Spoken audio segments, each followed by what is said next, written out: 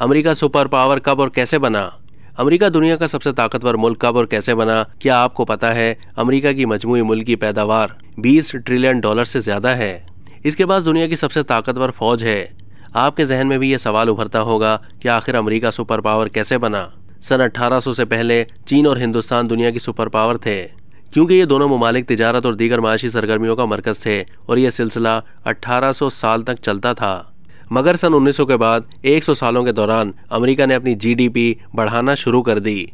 इसी बीच कई मुख्तलिफ रियासतें अमेरिका में शामिल होती गईं और फिर अमेरिका यानी यूनाइटेड स्टेट्स ऑफ अमेरिका मजीद बड़ा बन गया। 1867 में अमेरिका ने 7.2 मिलियन डॉलर्स के एवज रूस से अलास्का का पूरा इलाका खरीदा और इसके अलावा स्पेन से फिलिपाइन हासिल किया और इसके बदले अमेरिका ने 20 मिलियन डॉलर्स की कीमत भी अदा की। तहम 1946 में फिलिपाइन को आज़ादी मिल गई थी, मगर कई रियासतों की जानिब से शामिल होने, कुछ पर कब्जा करने और कुछ इलाके खरीदने के बाद अमेरिका अराजी के लिहाज से बहुत बड़ा मुल्क बन गया था। मगर यह तो बस शुरुआत थी। असल जादू 1900 से 1950 के दरमियान हुआ था। इन 50 सालों में दुनिया में 2 जंगें अजीम लड़ी गई थी और ये दोनों बड़ी जंगें यूरोप में हुई थीं। फ्रांस, जर्मनी, बरतानिया, स्पेन, इटली सब एक दूसरे से लड़ रहे थे, मगर अमेरिका ने इन जंगों में इतना हिस्सा नहीं लिया था। न ही ये जंगें अमेरिका में लड़ी गई थीं। अमेरिका ने इन जंगों के लिए हथियार और अपने फौजी फराहम किए थे, लेकिन दोनों अजीम जंगों में दीगर ममालिक की तरह अमेरिका की मईशत मुतासिर होने के बजाय मजीद मजबूत हो गई थी और सिर्फ अमेरिका ही था जिसने हथियार बेचकर इन जंगों से फ़ायदा कमाया। जिन यूरोपियन ममालिक में तबाही हुई, वहाँ के शहरियों ने अपनी करेंसी कमज़ोर होते देखी तो उन्होंने अमेरिकी डॉलर्स खरीदना शुरू कर दिए, क्योंकि अमेरिकी करेंसी उस वक्त भी मुस्तहकम थी और बहुत सारे लोगों की जानिब से अमेरिकी डॉलर खरीदने से अमेरिकी करेंसी की वैल्यू बढ़ गई। इसके बाद अक़वाम मुत्तहिदा और इंटरनेशनल मॉनेटरी फंड यानी IMF जैसी तंजीमें कायम हुई। इसमें भी अमेरिका ने बहुत बड़ा किरदार अदा किया।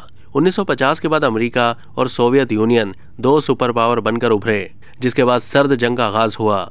दोनों सुपर पावर्स ने प्रॉक्सी वार करते हुए एक दूसरे के साथ लड़ने के बजाय दूसरे ममालिक में लड़ना शुरू किया। अमेरिका को जिन ममालिक में कम्युनिस्ट नजरिया फैलता हुआ नजर आता था, वो वहाँ की हुकूमतों का धड़न तख्ता कर देता था। इसके लिए अमेरिका कभी ओपोजिशन को फंडिंग करता था, कभी अस्करी बागी ग्रुप्स को पैसे देकर काम करवाता था, या फिर बराह रास्त इनकलाबियों समेत बड़ी बड़ी शख्सियात को कत्ल कर दिया जाता था, जैसे 1964 में चे गवीरा को कत्ल कर दिया गया था।